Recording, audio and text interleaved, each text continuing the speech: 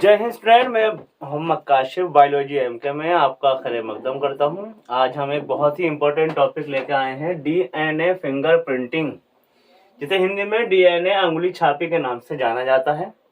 इसकी खोज का जो श्रेय जाता है वो एलेक्स जेफरी को जाता है सन 1985 में। 1985 में एलेक्स जेफरी ने इस तकनीक की खोज की थी। ये तकनीक है क्या, इसके यहाँ पर हम चरण समझेंगे, स्टेप समझेंगे। सबसे पहले हम थोड़ा सा डीएनए के बारे में देख लेते हैं। ये मानव डीएनए, ठीक है। मानव डीएनए में जो 99.99%, ठीक है, 99.99% जो भाग होता है, ठीक है, वो कहलाता है बल्क डीएनए। और ये सभी मानव जाति में सभी का कैसा होता है, एक जैसा होता है। यानी एक जैसा जो है वो कितना, 99.99% भाग, ये बल्क डीएनए कहलाता है।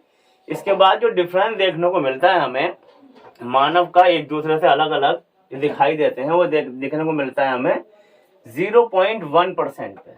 0.1% जो डीएनए बचता है उसको हम सैटेलाइट डीएनए कहते हैं। और इस सैटेलाइट डीएनए की वजह से ही हम लोगों में इतनी भिन्नता, यानी डिफरेंस देखने को मिलता है। अब इसके भी यहाँ पर दो भाग हैं, माइक्रो और मिनी। माइक्रो भाग जो होता है वो 2 से 6 बीपी यानी बाई पेयर्स का होता है, बेस पेयर्स का होता है। और दूसरा भाग है मिनी, ये 100 यानी 100 बेस पेयर्स का होता है। तो इस तकनीक में मिनी सैटेलाइट डीएनए का इस्तेमाल किया जाता है। अब ये है क्या, सबसे पहले यहाँ पर देख लेते हैं हम चरण कौन कौन से हैं इसके। सबसे पहले ये क्या है, डीएनए का विलगन। पिछली वीडियो में भी जब मैंने आपको पढ़ाया था डीएनए रिकॉम्बिनेशन टेक्नोलॉजी, यानी डीएनए पुनर्संयोजन तकनीक में पढ़ाया था कि डीएनए को कोशिका से कैसे अलग अलग किया जाता है।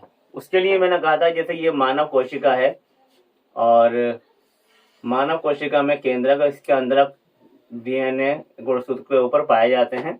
तो प्रोटोलेज एंजाइम, इसके बाद लैक्टेज एंजाइम, इसके बाद आरएनएज एंजाइम के माध्यम से इनकी जो ये लेयर है यहाँ पर ये हटा दी जाती है। और उसके बाद जो हमें डीएनए प्राप्त होता है उसको हम बोलते हैं डीएनए का विलगन। यानी कोशिका से डीएनए को अलग करना, ये क्या कहलाता है, डीएनए का विलगन कहलाता है। ठीक है, यहाँ पर ये दिखाई दे रहा है, ये कोशिका तो हमने डीएनए अलग कर लिए। इसके बाद फिर डीएनए का पाचन होता है, यानी डीएनए को यहाँ पर हम अलग अलग करते हैं। यानी जो गुच्छों के रूप में दिखाई दे रहा है हमें डीएनए, डबल हेलिक्स है वैसे तो, लेकिन गुच्छों के रूप में ये दिखाई दे रहा है, इसको हम क्या कर लेते हैं, अलग अलग कर लेते हैं। और इसको अलग करने के लिए हमारा एक एंजाइम है जो हमने पहले भी आपको बताया था, रेस्ट्रिक्शन एंडोन्यूक्लिएज एंजाइम, इसकी सहायता ली जाती है। देखिए यहाँ पर ये एक पात्र में, एक बीकर में इसको डाला जाता है और इस एंजाइम की मदद से, यानी आणविक कैंची की मदद से इसको हम क्या करते हैं, अलग अलग करते हैं। ठीक, इसके बाद फिर डीएनए खंडों का पृथक्करण किया जाता है। जब हमने इसे अलग अलग कर लिए तो इस तरीके से ये अलग अलग हो जाते हैं। पृथक्करण में ये इस तरीके से अलग अलग हो गए पाचन में। और पृथक्करण में फिर एक तकनीक हम यूज करते हैं, टेक्नोलॉजी यूज करते हैं, जिसका नाम है जेल इलेक्ट्रोफोरेसिस तकनीक, जेल इलेक्ट्रोफोरेसिस टेक्नोलॉजी। इसमें क्या होता है कि इसको मैंने पहले भी बताया था, रिकॉम्बिनेशन डीएनए तकनीक में भी बताया था मैंने आपको, और इसमें भी यहाँ पर बता रहा हूँ कि इसमें एक बॉक्स समान रचना होती है, 3 खाने होते हैं। और जैसे मान लीजिए किसी का भी डीएनए का हमें ये डीएनए लेना होता है, उन डीएनए को यहाँ पर लिया जाता है, अलग अलग डीएनए को। जैसे मान लीजिए कहीं पर अपराध हुआ है और उस अपराध की जगह पर बाल, वो भी क्या कहते हैं, जड़ युक्त बाल, ठीक है। अगर रेप हुआ है तो सीमेन, इन चीजों को लेते हैं।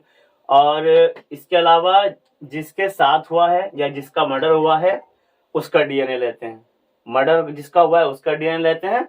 और जो संदिग्ध हैं उनका डीएनए लेते हैं। अब वो 2 भी हो सकते हैं, 4 भी हो सकते हैं, 5 भी हो, जितने भी हो सकते हैं संदिग्ध, तो उनका यहाँ पर जैसे मान लिया 2 संदिग्ध हैं और 1 का मर्डर हुआ है, तो उनके लिए यहाँ पर 3 यहाँ पर ये खाने दे रखे हैं।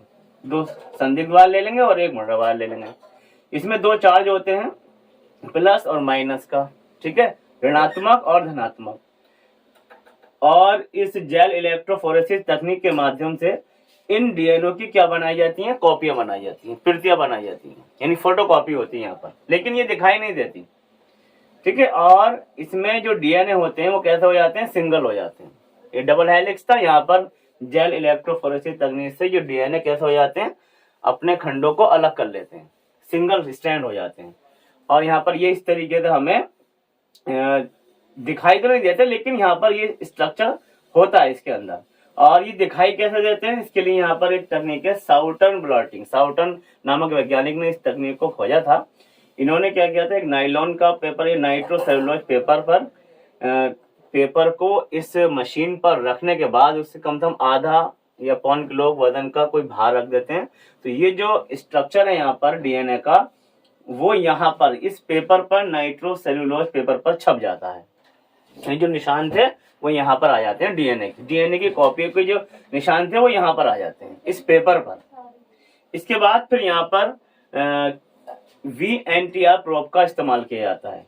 ये VNTR प्रोब है क्या, इसमें डीएनए का संकलन किया जाता है, लेकिन हम ये जानते ही हैं कि प्रत्येक व्यक्ति में ATGC इस तरीके से, या ATTC या ATTC इस तरीके से कई बार ये संरचना देखने को मिलती है।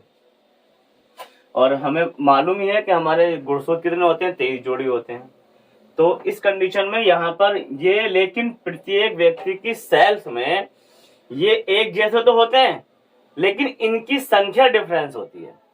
ठीक है, संख्या अलग अलग हो सकती है, नंबर अलग अलग हो सकते हैं, एक जैसे तो हो सकते हैं ATGC, लेकिन इनकी संख्या में डिफरेंस देखने को मिलता है, जो आगे हम दिखाएंगे इस तकनीक में। इसके लिए हम यहाँ पर देख लेते हैं। देखिए यहाँ पर संदिग्ध A व्यक्ति और B व्यक्ति जिस पे शक है, और ये वो है जिसके साथ ये अपराध हुआ है। अब वो चाहे रेपिस्ट मतलब रेप वाला केस हो सकता है या मर्डर वाला केस हो सकता है। इसमें यहाँ पे देखिए, ये एक जोड़ा हमने डीएनए लिया, पैतृक डीएनए और मातृक डीएनए। पता ही है जो गुणसूत्र हैं वो हमारे माता पिता से हमारे अंदर आते हैं, तो एक पैतृक होगा और एक मातृक होगा। तो इसमें यहाँ पर देखिए, ये इनकी संख्या जैसे मैंने ये बताई थी, कितनी बार रिपीट हुआ है, 3 बार रिपीट हुआ है, 1 2 3।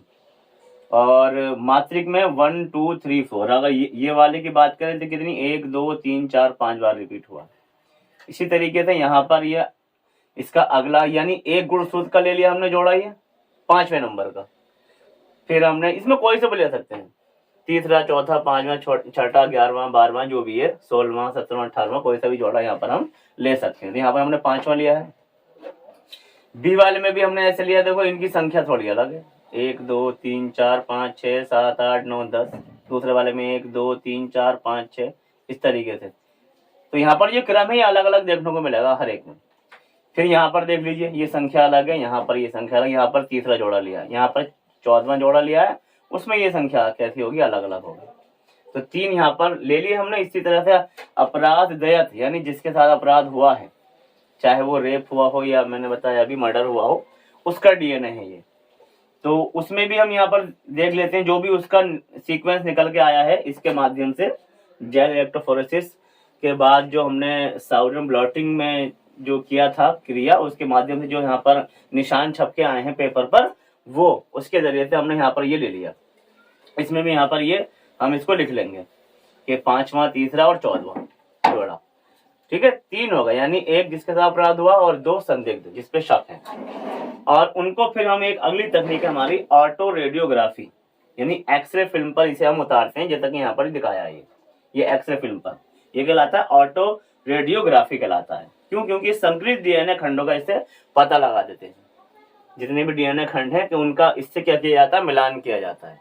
अब वो कैसे किया जाता है, देखिए यहाँ पर ये 1 से लेके और लगभग 14-15 जो भी है वो हम यहाँ पर नंबर लिखे होते हैं। और इस नंबर को मिलाने के लिए, जैसे पहला वाला ये, पहले वाला हमने किसको लिया, सी वाले को ले लिया, यानी अपराध वाले को, जिसके साथ अपराध हुआ है, उसका हमने यहाँ पर ले लिया। कितने, 1 2 3 4 5 6 7 8 9 10। 10वें नंबर पर ये दिखाया, देखिए 10वें नंबर पर ये आ गया, ये दिखाया। इसके बाद 1 2 3 4 5 6 से फिर 6, 6वें नंबर पर ये दिखाया, मैंने रेड कलर से दिखाया यहाँ पर। इसके बाद ये ब्लू कलर से अगले वाले गुणसूत्र जोड़े पे, नंबर 3 वाले पे। ये 1 2 3 4 5 6 7, तो 7 देखिए यहाँ पर ये आ गया 7वें नंबर पर, फिर ये 4 है तो ये चौथे नंबर पर ये आ गया। ठीक है, इसके बाद फिर ये ब्लैक वाला 1 2 3 4 5 6 7 8, ये 8वें नंबर पे आपको ये दिखाई दे रहा है ये, और ये 1 2 3 ये तीसरे नंबर पर दिखाई दे रहा है। ये पूरा हो गया। इसके बाद फिर हम ए वाला लेते हैं। ए वाले में 1 2 3, ये यहाँ पर देखिए ए वाले में देख लिया आप, ये 3 रेड कलर में, फिर ये 1 2 3 4 5, तो ये 5 वाले पे। ठीक है, फिर ये 6 वाले पे, ये क्या कहते हैं 9 वाले पे, और ये आपका 11 नंबर पे है ये वाला, और ये जो छोटा वाला है ये आपका कौन सा है, ये आ गया चौथे नंबर पे। अब इसकी देख लेते हैं बी वाले का। तो बी वाले में 1 2 3 4 5 6 7 8 9 10, 10वें नंबर पर ये रेड कलर में दिखा दिया। ठीक, फिर ये रेड कलर में 6 नंबर पर, फिर ब्लू कलर में यहाँ पर ये चौथे नंबर पर ये वाला, और ब्लू कलर में 7 नंबर पर ये वाला। 14वें वाले गुड़सुत जोड़ पे देख लें, ब्लैक वाले में हम देखा 8 नंबर पर ये, और ये दूसरा वाला ये तीसरे नंबर पर, इस पे 3 है, रिपीट हुए, रिपीट डीएनए, यानी ये वाले मिनी 100 बेस पेयर वाले ये होगा। इसके बाद फिर इनका मिलान किया जाता है। अब अगर हम देखें इससे इन दोनों में किसका मिलान हो रहा है, तो हम सी वाले तो हमारा है अपराध जिसके साथ अपराध हुआ है, उसको हम देखें तो ए वाले का कोई मिलान नहीं हो रही है यहाँ पर, लेकिन बी वाला यहाँ पर बिल्कुल सेम मिलान हो रहा है। देख सकते हैं यहाँ पर ये बिल्कुल सेम, इसको भी देख सकते हैं, इसको भी देख सकते हैं।